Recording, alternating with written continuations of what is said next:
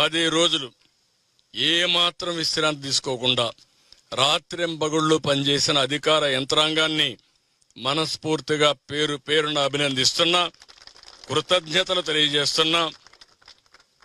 మీరు చేసిన త్యాగాలు చరిత్రలో శాశ్వతంగా ఉంటాయి.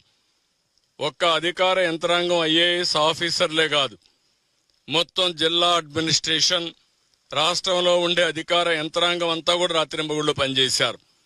వీళ్లతో సమానంగా ఎంతో మంది శానిటేషన్లో పారిశుద్ధ కార్మికులైతే రాత్రింబగళ్ళు ఇవన్నీ కూడా క్లీన్ చేయడంలో చాలా శ్రద్ధ చూపించారు.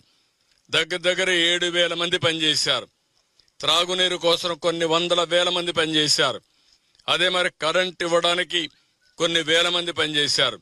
ఈ విధంగా మనం ఆలోచిస్తే ఫుడ్ పాకెట్స్ అయితే కొన్ని లక్షల ఫుడ్ పాకెట్స్